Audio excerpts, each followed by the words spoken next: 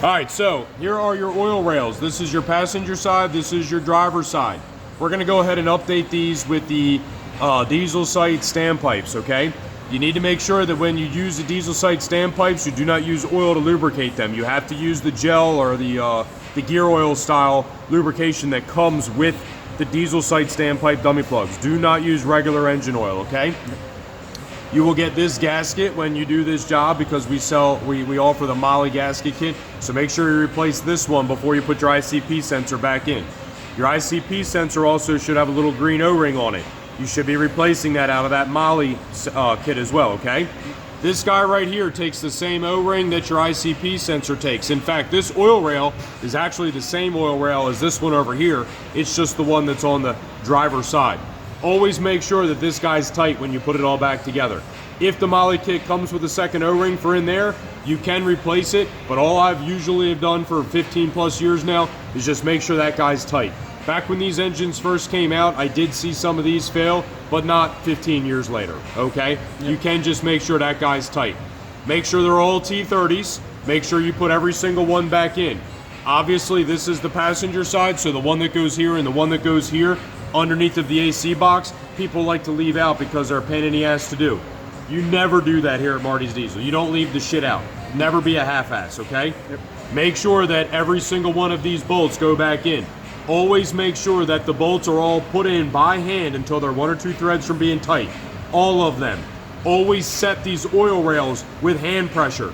Never use the bolts to pull the oil rails in.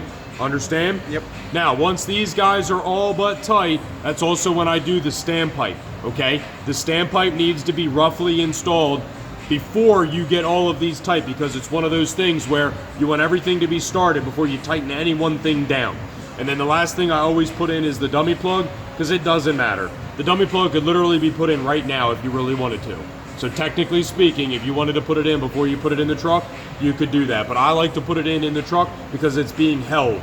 You understand? Yep. I can torque this to the 60 foot-pounds or whatever that it goes to once it's installed in the truck very, very easily. Make sense? Yes. You got to make sure that the standpipe and the dummy plug are both torqued to spec. I'm actually saying this backwards. This is going to go like this in the truck. The idea is, you know, this guy right here is your ICP. This right here is going to be your standpipe on the passenger side. I'm sorry, dummy plug on your passenger side. This is going to be your standpipe on your passenger side. On your driver's side, okay, this is going to be switched like this, right? Okay, yep. So you just got to make sure that it's the opposite. The standpipe's still going to be in the rear. The dummy plug's still going to be in the front. You understand? Yep. Okay. Once again, you're just making sure that's tight. I have seen these end caps leak before, like once.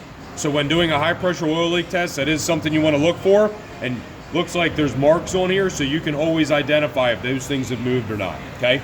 It's only been like one time in 20 years that I've seen that, okay? Yep. That should be everything for the oil rails. You set it by hand, you get all your bolts in and tighten down by hand, 1 thread, 2 threads from being tight before anything gets tightened down. You always set the oil rail by hand. I will also say this, on the passenger side, when you're putting up this diesel site standpipes in, put the bottom half of the standpipe in before you put the oil rail in, okay? That makes it easier. Yep. But if you can do that, you put them in as 2-piece, you can put the bottom side in, then you can sink the top side in. But if you take them out and they come out as 1 piece, you gotta finagle the rail up so that you can sneak the standpipe out behind the map sensor. Does that make sense? Yep. And then you would do the same thing. If they come out in 1 piece in the future, I don't separate them. You understand? Yep. I make sure I put them back in together without separating them. And the way that you do that is passenger side oil rail, you pop it up, you pull the standpipe out behind the map sensor, and then when it comes time to put it back in, you get this thing propped up, you slide the standpipe in behind the map sensor, slide it a little bit into this tube, then you put it into position, then you can slide the standpipe all the way down. Got it? Yep. Kill it.